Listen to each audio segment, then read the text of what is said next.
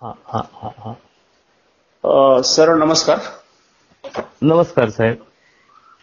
मी doctor Ashok Nagarkar, हा DRDO नमस्कार साहेब. DRDO मधनं सायंटिस्ट म्हणून 6 महिन्यापूर्वी मी रिटायर्ड झालोय. हा आणि साहेब. त्यानंतर अनेक पुस्तकं माझ्या रिटायर्ड लाईफ मध्ये मी वाचतोय. तर हा साहेब. त्यातलं हे एक पुस्तक माझ्या वाचनामध्ये आलं ते म्हणजे पॅटर्न शिवरायांचा, ज्याचे लेखक आहेत प्राध्यापक सतीश कुमदाळे. ते हा आपल्या साहेब. समोर आता मुलाखतीसाठी उभे आहेत आणि या मुलाखतीमधनं आपण या पुस्तकाचा परिचय त्यांच्याकडनं करून घेऊ. त्याचबरोबर हे पुस्तक लिहिण्यामागे त्यांचा उद्देश आणि या पुस्तकामध्ये तरुण वर्गाला स्पेसिफिकली कुठल्या प्रकारचा संदेश ते देऊ इच्छित आहेत याबद्दल आपण सखोल चर्चा करत आहोत. प्राध्यापक सतीश कुमदाळे, हा नमस्कार साहेब. तुमचं स्वागत. आपल्या श्रोत्यांना तुमच्या या मुलाखतीविषयी खूपच उत्सुकता आहे. सुरुवातीला हा मला साहेब. तुमचा परिचय करून घ्यायला आवडेल, तर आपला थोडक्यात परिचय करून द्यावा सर. हा धन्यवाद साहेब.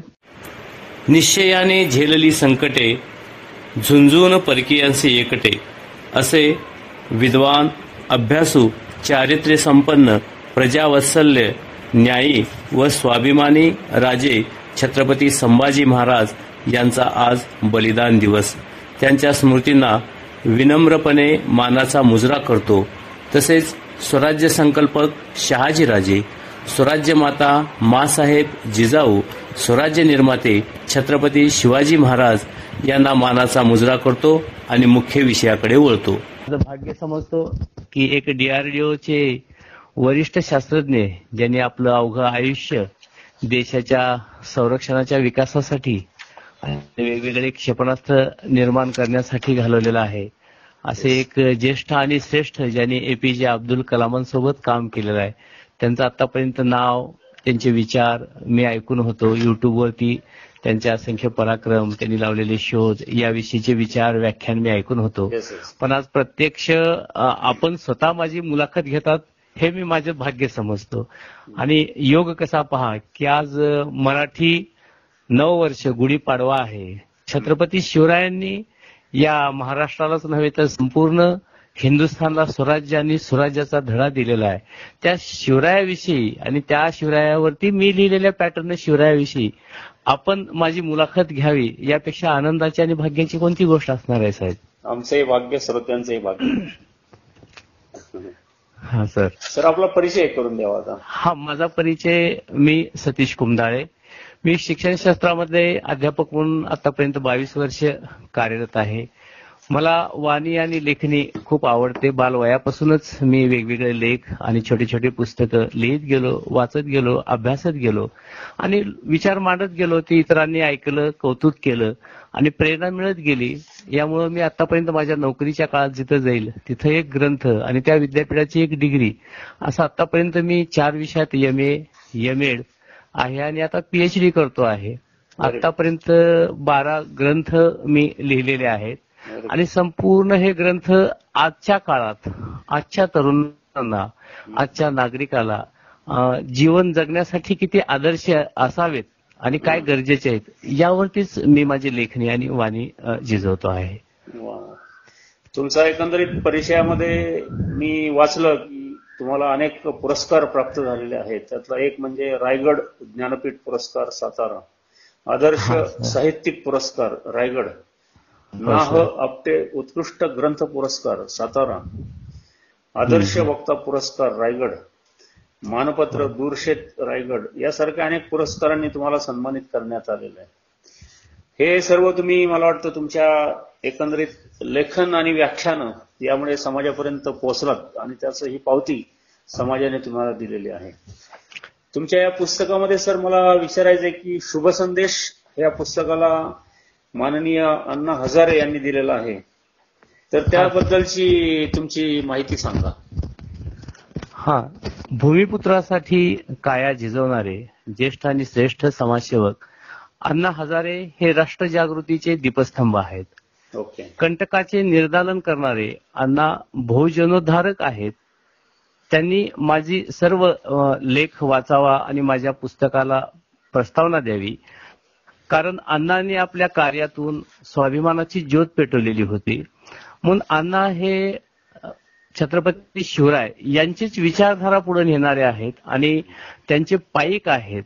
एक मर्द मावळा ह्या वयामध्ये हे करू शकतो, मग यापेक्षा दुसरा आणखीन कोणता प्रस्तावनेसाठी आदर्श व्यक्ती असू शकत नाही अशी माझी धारणा झाली. आणि यासाठी अण्णांना मी गळ घातली की मी लिहिलेले आतापर्यंतचे लेख आपण वाचावेत आणि ह्याचं मी पुस्तक काढतो आहे आणि यासाठी आपण मला प्रस्तावना द्यावी अशी आट घातली. आणि मग अण्णांनी ती मान्य केली. पण त्या अगोदर जवळपास 3 महिने वाचनासाठी त्यांनी माझे सगळे ते लेख ठेवून घेतले, वाचलं. आणि अण्णांनी परत फोन केला की आपण प्रस्तावनेसाठी यावं. मग मी गेल्यानंतर अण्णांनी परत मला सांगितलं की आमच्या विद्यार्थ्यांना एक व्याख्यान आपण द्या. आणि मग ते मी त्यांच्या राळेगण सिद्धी या ठिकाणी गेलो, व्याख्यान दिलं. अण्णांना खूप ते आवडलं आणि मग त्या क्षणी अण्णांनी मला प्रस्तावना दिली. तर समाज कंटकासाठी अण्णांनी दिलेला लढा, भ्रष्टाचाराविरुद्ध अण्णांनी दिलेला लढा, बेरोजगारी विरुद्ध अण्णांनी दिलेला लढा आत्ताच्या काळामध्ये तो समर्पक आहे आणि हेही कार्य छत्रपती शिवरायांचंच आहे असं मी समजतो आणि त्यामुळे मी अण्णांची प्रस्तावना घेतली.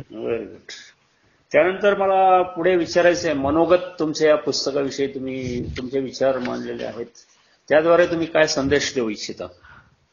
हा, प्रत्येक पुस्तकामध्ये लेखकाचं मनोगत असतं. लेखकाने आपली विचारधारा समग्र त्या आपल्या पुस्तकात ग्रंथात मांडलेली असतेच, पण त्याचं सत्व तो आपल्या मनोगतामध्ये सांगत असतो. तर माझंही मनोगत ह्या ग्रंथामध्ये मी लिहिलेलं आहे किंवा छत्रपती शिवराय हे अवघ्या भारताचे स्वतंत्र दैवत आहेत. ते आमच्या मनातील मराठी माणसाच्या आणि संपूर्ण हिंदुस्थानातील रयतेच्या मनातील मर्मबंधाचा ठेवा आहे. एक पराक्रमाचा हा इतिहास आहे. आणि मी बालपणापासूनच छत्रपती शिवरायांच्या विचाराकडे वळायचो. मी मराठवाड्यामध्ये तसा जन्मलो, वाढलो, तिथं शिकलो, पण सध्या रहिवासी पुण्यामध्ये आहे. माझी जन्मभूमी मराठा आहे, जिथं संपूर्ण हिंदुस्थान स्वतंत्र झाला, पण मराठवाडा निजामाच्या ताब्यात पारतंत्र्यात होता. तेव्हा माझे आजोबा, माझे वडील, माझी आई मला छत्रपती शिवरायांची काही गोष्टी रात्री झोपताना वगैरे सांगायची. आणि हे सांगताना माझे कानसुले लाल व्हायचे, डोळ्याच्या कडा नकळतपणे पाणवायच्या आणि हाताच्या मुठी त्यावेळेस आपोआप बंद व्हायच्या. आणि मग त्यासाठी रायगडमध्ये माझी बदली झाली नोकरीनिमित्ताने आणि मग छत्रपती शिवरायांचा विचार मी तिथल्या कृषी वर्तमानपत्रात घेतला. पण माझ्या मनोगतामध्ये मी हेच सांगितलं की सध्याच्या काळामध्ये सृष्टीच्या निर्मितीनंतर जगात सर्वात मोठ्या आश्चर्याचे, धाडसाचे, व्यक्तिमत्व विकासाचे आणि नैतिक मानदंडाचे जर उदाहरण कोणते असेल तर ती छत्रपती शिवराय आहेत. कारण लोककल्याणाच्या कार्यकर्तृत्वासाठी आदर्श आम्हाला बाहेरच्या देशातून उचना घेण्याची गरज नाहीये, तर तो आमच्या देशामध्ये आमचा राजा, आपला राजा हा छत्रपती शिवराय होता. आणि यासाठी हा राजा जर आजच्या तरुणांमध्ये रुजवला, त्यांच्यापर्यंत पोहोचला, तर आज समाजामध्ये, देशामध्ये असणारी सगळ्यात मोठी समस्या भ्रष्टाचार, बेरोजगारी, अंधश्रद्धा, कुपोषण, शेतकऱ्याचे प्रश्न, दहशतवाद, जातीयवाद, वाढती महागाई हे प्रश्न आपोआपच सुटतील असं मला वाटलं. आणि माझ्या या मनोगतामध्ये मी हा संदेश त्याला दिलाय, हे सत्व त्यामधून देण्याचा प्रयत्न केला. आणि त्यानंतर हे ग्रंथ साकारताना मला ज्यांनी ज्यांनी मदत केलेली आहे, ज्यांचं सहकार्य लाभलेलं आहे, त्यांची नावं यामध्ये मी प्रामुख्याने नमूद केलेले आहेत. यामध्ये ज्येष्ठ समाजसेवक अण्णा हजारे यांनी प्रस्तावना दिली, पण त्यानंतर माझे मित्र, ज्येष्ठ साहित्यिक आणि त्यावेळेसचे दैनिक कृषीवलचे संपादक, जागतिक मराठा साहित्य संमेलनाचे माजी अध्यक्ष संजय आवटे हे संपादक होते. आणि त्यांनी गळ घातली की आपण लेखमाला आमच्या वर्तमानपत्रामध्ये सुरू करा. आणि मी रायगडमध्येच नोकरीला होतो, त्या कारणाने मग मी हा म्हटलं आणि त्यांचेही आभार या ठिकाणी मी मानलेले आहेत. त्यानंतर आमच्या संस्थेचे कार्याध्यक्ष मान्य अभय कुमार साहेब, सचिवा गावडे मॅडम, त्यानंतर स्वामी विवेकानंद शिक्षण संस्थेतले सर्वच गुरुदेव कार्यकर्ते, हे यांची बरीचशी मदत मला झालेली आहे. त्यामुळे त्यांचेही आभार पत्रिकेमध्ये मी उल्लेख केलेला आहे. एकंदरीत हे पुस्तक म्हणजे तुमचे अनेक लेख जे तुम्ही लिहिले त्या लेखांचा संग्रह तुम्ही पुस्तक रूपामध्ये प्रसिद्ध केलाय. हो सर. दैनिक कृषीवल वर्तमानपत्र जे की स्वातंत्र्यपूर्व काळापासून रायगडमध्ये चालत आलेलं आहे, तर त्या वर्तमानपत्राचे संपादक तेव्हा संजय आवटे हे होते आणि त्यांनी गळ घातली आणि मग शिवरायांचं स्पिरिट हृदयात बालवयापासूनच होतं आणि रायगडमध्ये आपण नोकरीला आहोत तर काय लिहायचं, तर मग मी त्यावेळेस निर्णय घेतला की छत्रपती शिवरायाविषयी आपण लिहायचं आणि जवळपास 1,500 शब्द मर्यादा त्यांनी मला दिली, एक अख्खं पेज. आणि मग वर्षभर ही लेखमाला चालली, निर्विवाद चालली, वाचणाऱ्यांनी खूप कौतुक केलं, यातून बऱ्याचशा तरुणांनी विद्यार्थ्यांनी आदर्श घेतला आणि आता आम्ही छत्रपती शिवरायांचंच काम पुढे करणार आहोत असं त्यांनी सांगितलं. काही विद्यार्थ्यांनी तर ते भितीफलकावरती लावलं आणि दर आठवड्याच्या पहिल्या दिवशी सोमवारी एक सुसंस्काराचा पाठ म्हणून माझा हा लेख वाचण्यात येत असेल शाळा आणि कॉलेजमध्ये. एकंदरीत कुठल्याही मराठी पुस्तकाचं नाव हे शक्यतो मराठी असतं, तर तुमच्या पुस्तकाचं नाव मात्र पॅटर्न शिवरायांचा. तर थोडक्यात तुम्हाला त्यातनं काय संदेश द्यायचा आहे पुस्तकातनं? हा, आता टिपिकल नावं शिवरायांचे अनेकांनी आतापर्यंत अनेक ग्रंथ लिहिले, काही जणांनी नाटकं लिहिले, चित्रपटही काढलेत, पण छत्रपती शिवराय असं एक टिपिकल नाव अशा पद्धतीनं इतरांनी लिहिलं. पण मी पॅटर्न शिवरायांचा यासाठी लिहिले. पॅटर्न म्हणजे एक संरचना किंवा एक पद्धत कामाची, एक आराखडा ज्याला आपण म्हणतो, आणि तो विधायक कामासाठी वापरला जातो पॅटर्न. मग आधुनिक काळामध्ये थोडं तरुणांना इंग्रजी नाव असलं की जरा बरं वाटतं ते, आणि जुनं टिपिकल नाव असलं की थोडंसं आजची पिढी इंग्रजी माध्यमातून शिकणारी थोडंसं दुर्लक्षित करतात. मग शिवराय फक्त इतिहास असं नाहीये, तर तुम्हाला यातनं वेगवेगळे संदेश द्यायचे त्यांच्या अगदी. हा, नुसतं शिवरायाचा इतिहासच नाही तर संदर्भ शिवकाळातला पण गरज आजची. हा, हे मी अधोरेखित केलं आणि हा इतिहास वाचून स्वतः सुद्धा इतिहास घडवता येतं यासाठी पॅटर्न हा शब्द मी वापरला सर. याच्यामध्ये 33 वेगवेगळे लेसन्स तुम्ही टाकलेले आहेत. हो सर. आणि प्रत्येक लेसन वेगवेगळ्या संदेश तुम्हाला श्रोत्यांना किंवा वाचकांना देऊन जातो. त्यातला पहिलाच आहे तो म्हणजे एवढाच मंत्र म्हणा, त्याबद्दल? हा, मी पहिल्यांदाच लिहिलंय आणि एवढाच मंत्र म्हणा. तर हे अनेक व्याख्यातांनी आपल्या व्याख्यानात घेतलं, काही कीर्तनकारांनीही हे घेतलं, बऱ्याचशा शाळा कॉलेजच्या मुलांनी हे घेतलं, काही शाहिरांनी आपल्या शाहिराच्या कार्यक्रमामध्ये ह्या एवढाच मंत्र म्हणा ह्या लेख घेतला. तर तो मला स्फुरण असं झाला की आपण देवाचे मंत्र म्हणतो आणि देवाला प्रसन्न करून घेण्याचे हे करतो आपण. तर प्रबोधनकार ठाकरे आपल्या एका विचारामध्ये असं म्हणतात की छत्रपती शिवरायांच्या पुढे 33 कोटी देवाची फलटण ही बात ठरते, एवढं छत्रपती शिवरायांचं कार्य महान आहे. मग मला असं वाटलं की छत्रपती शिवरायावर आपण मंत्र लिहावा आणि मग तो मंत्र मी लिहिला. तर तो मंत्र असा आहे की शिवरायांच्या काळामध्ये संकट काही कमी नव्हती आणि 2 संकट, आसमानी संकट, सुलतानी संकट असं संकट होतं. तर या संकटाला पुरून उरला आणि उरून पुरला आमचा हा राजा छत्रपती शिवराय. आणि आता मात्र तरुणापुढं हे सुलतानी संकट काही नाहीये, पण आसमानी संकट असतं आहे, येतंय. लोकशाहीमध्ये आपण राहतो, शासन पॅकेजवर पॅकेज शेतकऱ्यासाठी देतंय, तरी सुद्धा रोजचं वर्तमानपत्र उघडल्याबरोबर असा एकही दिवस येत नाही ज्या दिवशी शेतकऱ्याची आत्महत्या होत नाही. मग असा का हवालदिल शेतकरी झालाय? एकही आठवड्याचं वर्तमानपत्र असं जात नाही की तरुण किंवा तरुणींनी आलेल्या अपयशाला कंटाळून आत्महत्या केली.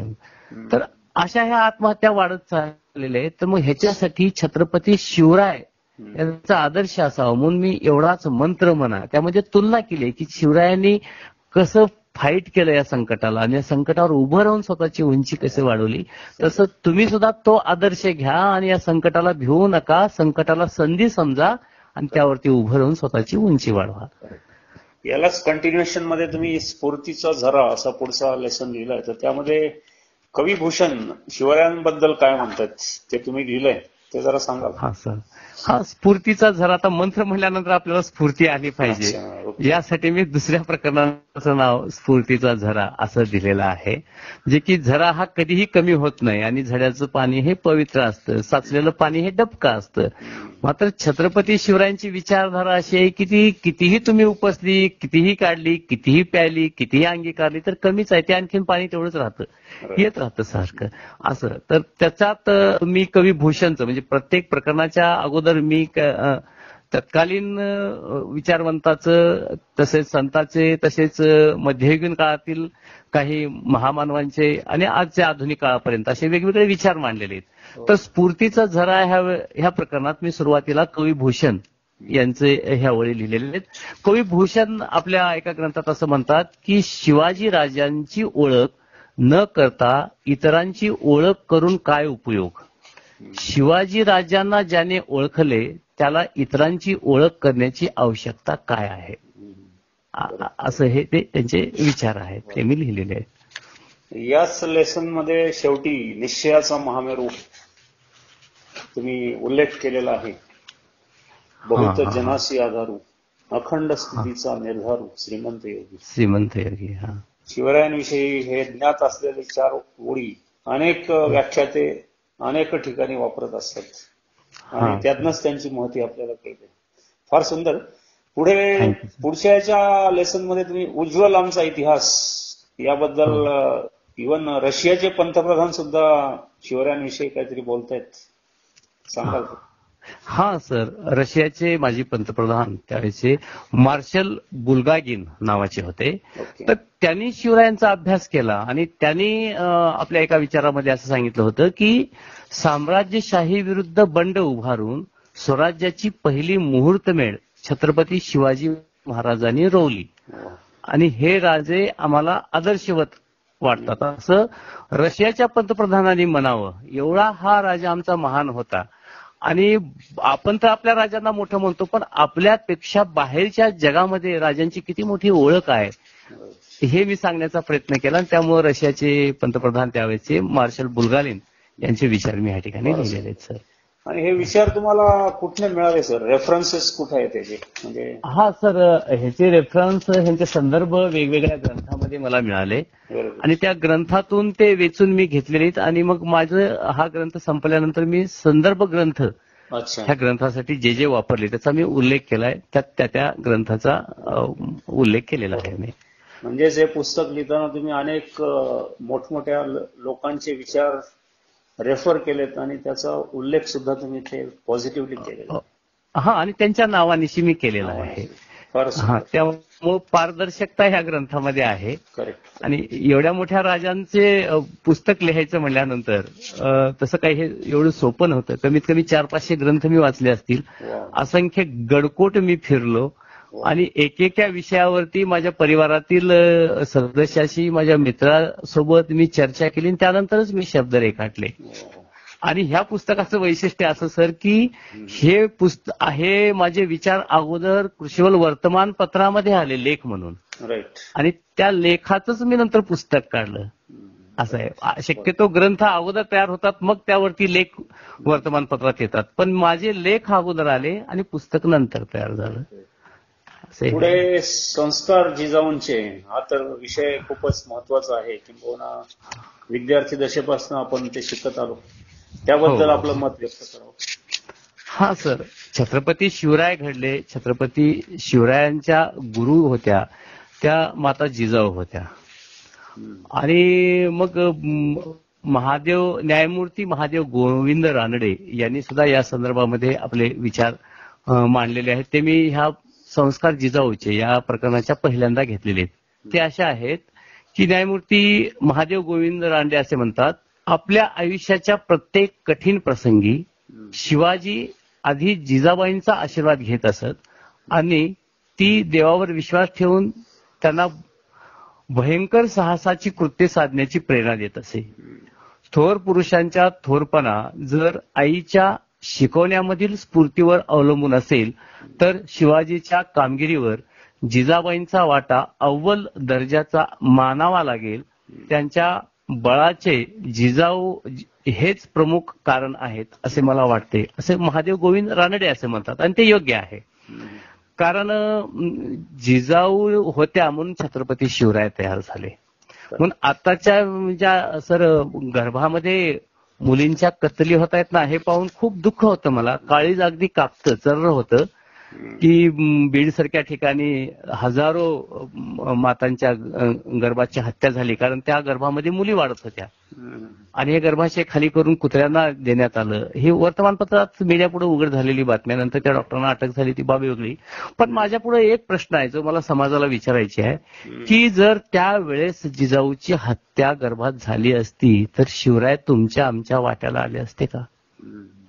म्हणून छत्रपती शिवराय जर तुमच्या आमच्या वाट्याला यायचे असतील आणि आज जर घराघरामध्ये शिवराय जन्माला यायचे असतील तर अगोदर जिजाऊ जन्माला यावं लागतात.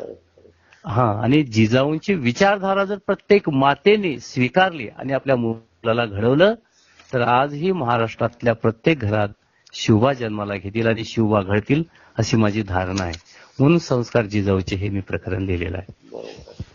एकंदरीत या पुस्तकामध्ये पुढे बरीच प्रकरणं आहेत. त्यानंतर संकल्प थोर मनोरथ आहे. त्यानंतर मला वाटतं काही वेगवेगळे प्रकरणं जी आहेत, स्वराज्य तोरण, जे तोरणागडावरती प्रतिज्ञा केली स्वराज्य स्थापनेची, अमोघ नेतृत्व म्हणजे शिवरायांच्या नेतृत्वाबद्दल तर काही शंका घेण्याची जागाच नाही. किंबहुना त्यांनी शून्यातून स्वराज्य निर्माण केलं, ही त्यांची मोठी अचिव्हमेंट आहे. त्यांचं आरमार 8वं प्रकरण थोडंसं वेगळं वाटतंय आणि मला वाटतं त्या काळामध्ये आरमार या क्षेत्राकडे लक्ष देणारे शिवराय हे पहिले राजे होते. त्याबद्दल तुमचं मत सांगू शकाल?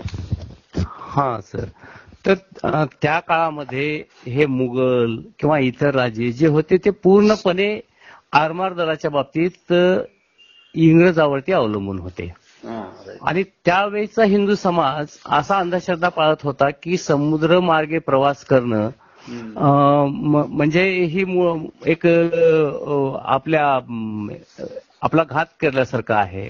आपण जास्त दिवस जगू शकत नाही, आपली स्वतःहून कत्तल केल्यासारखी आहे असा म्हणायचं. म्हणजे समुद्र मार्गे प्रवास करणं निषेध आहे, समुद्रात जाणं निषेध आहे असा त्यावेळेचा समाज मानत होता.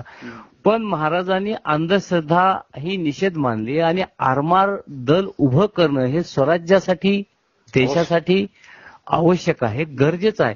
म्हणून कोणत्याही जगातल्या कुणाचीही मदत न घेता स्वतःच्या इथल्याच कोळ्यांच्या आणि तरबेज असणाऱ्या मुलांना मदतीला घेऊन, तरुणाला मदत घेऊन त्यांनी स्वतःचं आरमार दल उभं केलं. आशिया खंडातला पहिला राजा छत्रपती शिवराय आहे की ज्यांनी स्वतःचं आरमार दल स्वतः उभं केलं.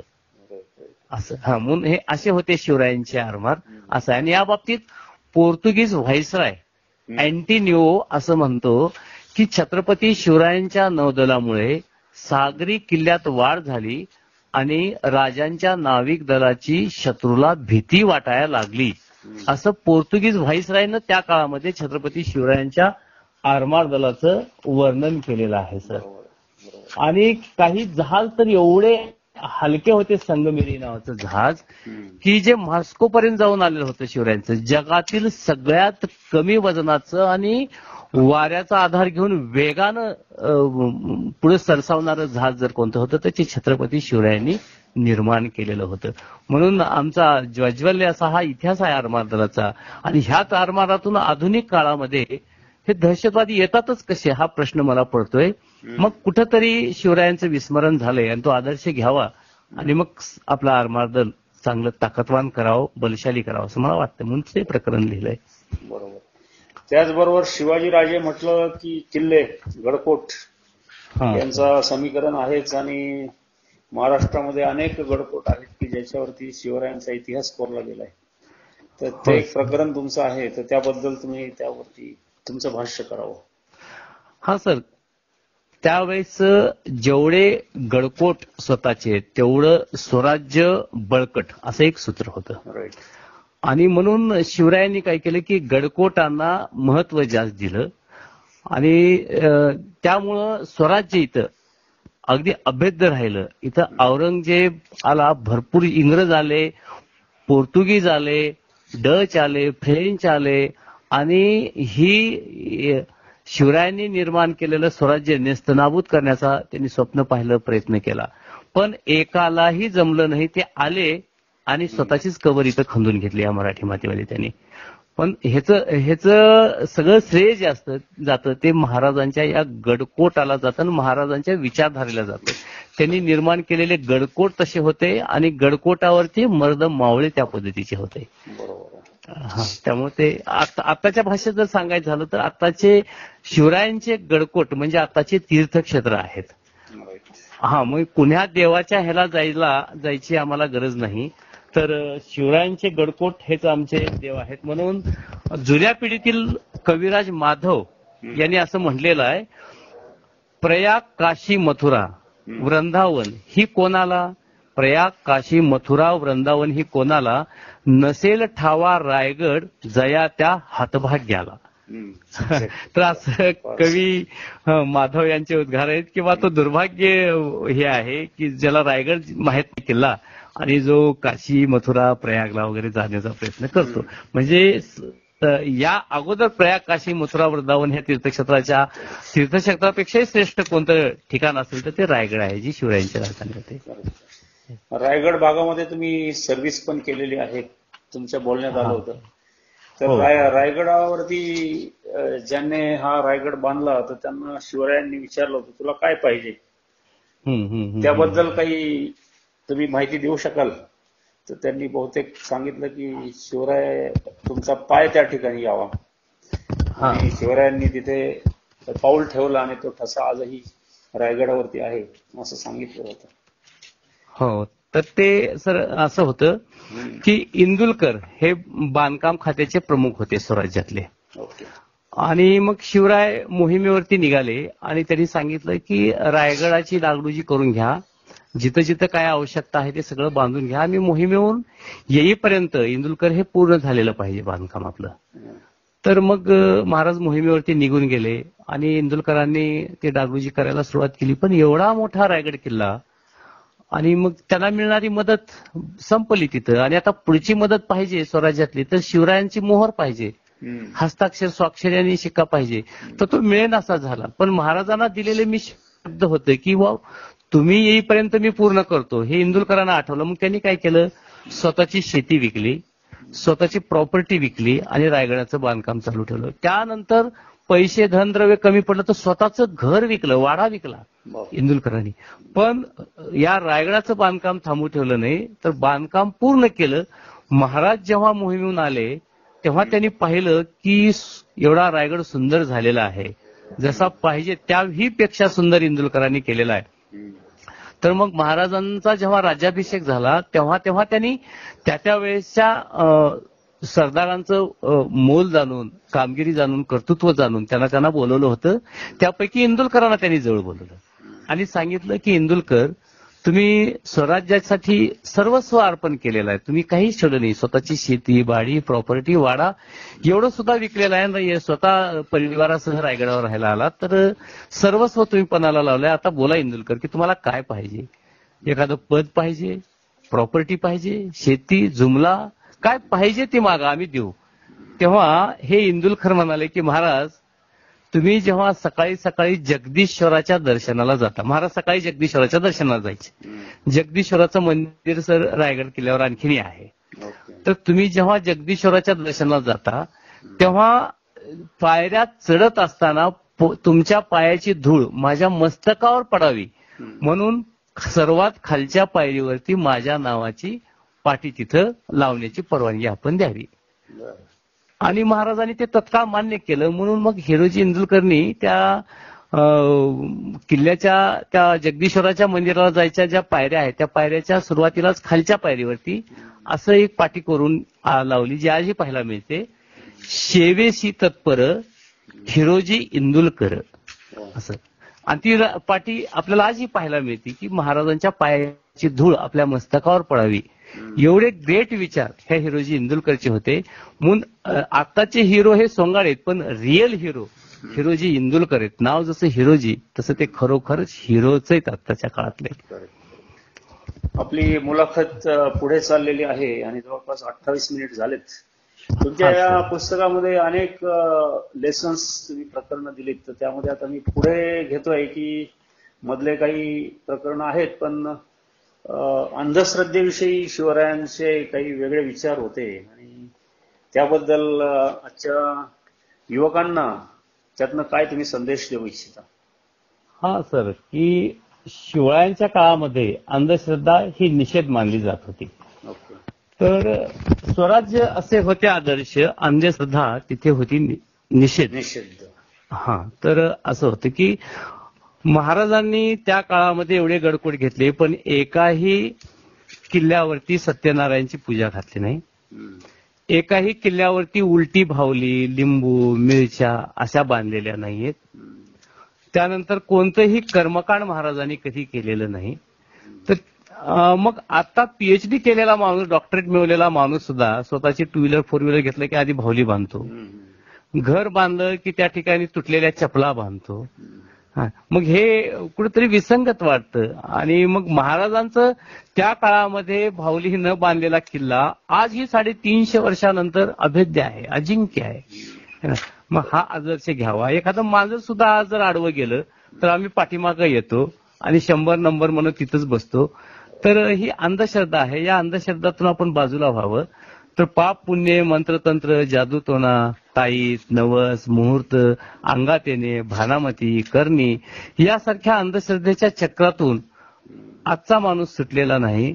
आणि मग आजच्या माणसाची ही निरक्षर अंधश्रद्धा पाहून आणि शिकलेल्या माणसाची ही अंधश्रद्धा पाहून आज खूप वाईट वाटतं. आणि हे दुबळ्या मनाचं लक्षण आहे आजच्या माणसाच्या अंधश्रद्धेचं. तर हे दुबळ्या माणसाला सबळ करण्यासाठी महाराजांची विचारधारा खूप महत्वाची आहे. आणि सर, जदुनाथ सरकार एका ठिकाणी असं म्हणतात की शिवाजींचे विलक्षण धाडस व बुद्धिचातुर्य यामुळे त्यांची कीर्ती सर्वत्र पसरली. शत्रूला ते सैतानासारखे वाटू लागले. आता जगातील कोणतीही जागा त्यांच्यापासून सुरक्षित नाही व जगातील कोणतेही कृत्य त्याला अशक्य नाही असे शत्रूंना वाटू लागले. सर्व देश त्यांच्या मुखी अतिमानवी कामगिरीने चकित झाला आणि सर्वांच्या मुखी छत्रपती शिवरायांचे नाव झाले. औरंगजेब बादशहाची मात्र अब्रू जाऊन त्याच्या दरबारात दुःखाची छाया पसरली आणि यामुळेच ते निराश होऊन महाराजांच्या बाबतीत काही कल्पना करू लागले ज्या अंधश्रद्धेच्या होत्या, असं सर जदुनाथ सरकार असं म्हणतात. महाराजांचे चमत्कार हे दैवी ह्याच्यामुळं त्याच्यामुळं असं काही नव्हते. तर त्यावेळेचा शत्रू स्वतःचं संरक्षण करून घेण्यासाठी, स्वतःच्या लाजेचं रक्षण करून घेण्यासाठी अशा काहीतरी अफवा उठवायचा. बहुतेक लढाया त्यांच्या अमावास्येला केल्या याबद्दल. हा, अगदी बरोबर आहे सर. आपण समर्पक प्रश्न विचारत. मी ह्याच्यामध्ये लिहिलंय की शिवाजी महाराजांनी ज्या मोहिमा आखल्या, ज्या लढाया केल्या, ह्या जवळपास 99% ह्या अमावस्येच्या अंधाऱ्या रात्री होत्या. कारण अंधाराचा फायदा आपल्याला घेता येतो आणि शत्रू त्यावेळेस गाफील राहतो, दिसत नाही आजूबाजूला. आणि ह्या सगळ्या लढाया यशस्वी झालेल्या आहेत. मग हे आपण आपल्या डोळ्यात अंजन घालण्यासारखं आहे ना. आणि त्यासाठी मग कोणत्या कोंबड्याचं, बकऱ्याचा बळी देण्याची गरज नाहीये.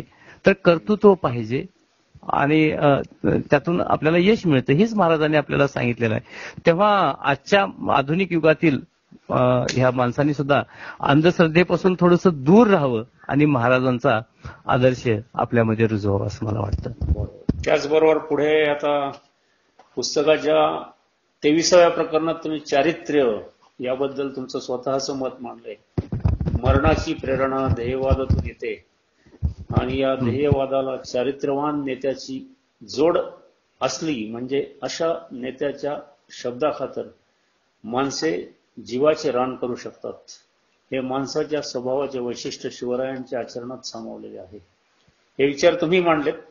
नीतिवंत, कीर्तिवंत, यशवंत राजा साऱ्या विश्वाचा, असं हे तुम्ही शिवरायांच्या चारित्र्याबद्दल फार सुंदर प्रकरण लिहिलंय की जे आज सर्व समाजातल्या प्रत्येक व्यक्तीने वाचावं आणि राजांचे आदर्श घ्यावे असं आहे. त्याचबरोबर त्यांचं बंधुप्रेम. आणि आता सगळ्यात महत्वाची मला चर्चा करायची की बऱ्याच परदेशामधल्या सुद्धा इन्स्टिट्यूट्समध्ये शिवरायांच्या मॅनेजमेंट गुरु याबद्दल शिकवलं जातं.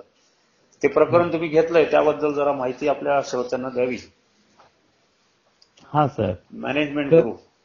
हा, मॅनेजमेंट गुरु शिवाजी महाराज हे मॅनेजमेंट गुरु होते. आणि हे प्रकरण जे आहे महाराजांचं ते बऱ्याचशा विद्यापीठामध्ये घेतलेलं आहे. म्हणजे भारताच्याच नव्हे तर विश्वातल्या वेगवेगळ्या विद्यापीठांनी ते घेतलेलं आहे. तर महाराज मॅनेजमेंट गुरु कसं होते, तर प्रत्येक काम करताना, मोहिमा आखताना हे परफेक्ट त्याचं नियोजन होतं आणि ते पूर्णपणे यशस्वी व्हायचं. म्हणून व्यवस्थापन क्षेत्रातील अंधार दूर करून कुशलपणे ऊर्जा देणारे छत्रपती शिवराय हे मॅनेजमेंटचे महागुरु आहेत असं मला वाटतं. पण चारी बाजूंनी संबंध भारत देश जेव्हा नैराश्याच्या व गुलामगिरीच्या अंधाऱ्या गर्तेत लोटला जात होता, त्याच वेळी शिवराय नावाचा एक सूर्य महाराष्ट्रात अस्मितेचा प्रकाश देत होता. भूमीत अस्तित्वात आला होता. सज्जनाचा पुरस्कार, दिनदुबळ्यांचा कैवारी, दांभिकांचा धिक्कार आणि अन्यायावर प्रहार करणारा हा सूर्य मॅनेजमेंट गुरु ठरला. मग त्यांचं व्यवसायाचं राजकारण असेल, समाजकारण असेल, त्यानंतर अनंत अडचणी संकटाला सामोरं जाणं असेल, तर ह्या सगळ्या जर गोष्टी पाहिल्या आपण तर मॅनेजमेंट गुरु कसे आहेत हे सविस्तरपणे या प्रकरणात मी लिहिलंय. याविषयी जगत विख्यात इतिहासकार मिस्टर ॲनाल्ड टायबर्ग हा असं म्हणतो छत्रपती शिवरायांच्या मॅनेजमेंट विषयी की छत्रपती शिवाजी महाराजांसारखे राजे आजच्या देशात म्हणजे आमच्या देशात जन्माला आले असते तर त्यांच्या स्मृतीचा अक्षय ठेवा आमच्या डोक्यावर घेऊन आम्ही अक्षरशः नाचलो असतो असं ॲनाल्ड टायबर हे जगतविख्यात इतिहासकार म्हणतात. आणि मग त्यांच्या दृष्टीने, इतरांच्या दृष्टीने छत्रपती शिवराय हे मॅनेजमेंट गुरु आहेत. मग मॅनेजमेंट गुरु शोधण्यासाठी परदेशी लेखकाची पुस्तकं वाचायची आम्हाला अजिबात गरज नाहीये. तर ती छत्रपती शिवरायांच्या इतिहासातून आम्हाला मिळते. आणि मग ती कशी मिळते, कशा पद्धतीनं आपली ध्येय आपण ठरवायचे, त्यानंतर आत्मविश्वास कसा जागृत करायचा, स्वतःची ओळख कशी करून घ्यायची, सकारात्मक विचारसरणी कशी जागू ठेवायची, आणि शिकायचं. शिकत असताना चुका होत असतात पण त्या चुका पुन्हा न होऊ देता पुन्हा शिकायचं आणि आपल्या ज्ञानात भर पाडायची.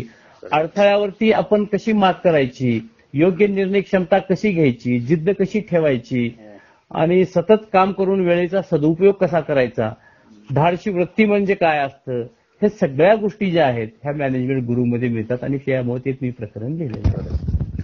फार सुंदर. पुढे तुम्ही छत्रपतींचा राज्याभिषेक याबद्दल माहिती दिली. त्यानंतर शिवरायांचा पराक्रमी पुत्र छावा संभाजी याबद्दल सुद्धा थोडी माहिती दिली. आणि अशा रीतीने एक महत्वाचं पुस्तक तुमच्या हातून लिहून पूर्ण झालं आणि वाचकांपर्यंत पोहोचलं. आपल्या मुलाखतीतनं आपण ते श्रोत्यांपर्यंत त्याची माहिती देण्याचा प्रयत्न केला. हे पुस्तक उपलब्ध कुठे होईल सर, कोणाला पाहिजे असल्यास? हे आप्पाबळवंत चौकातल्या बऱ्याचशा विक्रेत्याकडे आहे. आणि शिवाय मला तिथं जर नाही पुस्तक मिळालं तर मला आपण कॉन्टॅक्ट करू शकता. तुमचा फोन नंबर? माझा फोन नंबर मी सांगतो, 94 23 82 75 54 9423 82 7554 फार सुंदर, फार सुंदर. आपण दिलखुलासपणे ही मुलाखत दिली. पुस्तकाविषयी कमी वेळेमध्ये भरपूर माहिती दिली. हे पुस्तकच मुळात एक विचार शृंखला आहे. एवढ्या कमी वेळामध्ये आपण ते कम्प्लीट करू शकत नाही. तरी सुद्धा मुलाखत ऐकणाऱ्या प्रत्येक श्रोत्याला या पुस्तकाविषयी सखोल कल्पना आली असावी. सर्व श्रोत्यांना मी विनंती करेल की हे पुस्तक प्रत्यक्ष घेऊन वाचावं आणि त्यातले विचार आपण आत्मसात करावेत. त्यायोगे आपण पुस्तकाचे लेखक प्राध्यापक सतीश कुमदाळे आणि ज्यांच्यावर पुस्तक लिहिलंय असे छत्रपती शिवाजी महाराज या दोघांनाही चांगल्या प्रकारे न्याय देऊ शकतो आणि त्यातनंच आपल्या वैयक्तिक आयुष्याची सुद्धा चांगली प्रगती होऊ शकते, हा एक विचार व्यक्त करतो आणि ही मुलाखत याच ठिकाणी थांबवतो. कुमदाळे सर. हा साहेब. तुम्ही या मुलाखतीला उपस्थित राहिलात आणि श्रोत्यांना चांगली माहिती दिली त्याबद्दल आपल्या मनापासून आभार. धन्यवाद. धन्यवाद साहेब. आपण आपल्या एवढ्या व्यस्त वेळेमध्ये माझ्या पुस्तकाची आपण दखल घेतलीत आणि मला फोन करून मुलाखतीविषयी विचारणा केलीत आणि माझी मुलाखत घेतलीत. खरोखरच मी माझं भाग्य समजतो. शिवरायावरची माझी लेखणी कुठेतरी सार्थ झाली. आपल्यासारख्या थोर शास्त्रज्ञांनी त्याची दखल घेतली त्यामुळं मी स्वतःला भाग्यशाली समजतो सर. हा इतिहास वाचून स्वतःही वाचक स्वतःचा इतिहास घडवतील. विजयी माणूस कसा घडतो, स्मार्ट ध्येय पद्धती म्हणजे काय, अखंड सावधानता कशास म्हणावी, छोट्या छोट्या गोष्टी ज्या आपल्याला मोठं बनवतात, यासारख्या असंख्य प्रश्नांची उत्तरं पॅटर्न शिवरायांच्या या एकाच ग्रंथात मी लिहिण्याचा प्रयत्न केलेला आहे आणि ते आपण वाचावासी माझी नम्र विनंती आहे. साहेब, आपण माझी दखल घेतली, मुलाखत घेतली, त्यामुळं मी आपले आभार मानणार नाही. फक्त मी एवढेच म्हणेन की मी उरलो आपल्या उपकारापुरता, मी आपल्या ऋणात आहे. धन्यवाद. धन्यवाद सर. थँक्यू. जय शिवराय सर. जय शिवराय. जय शिवराय. जय महाराष्ट्र.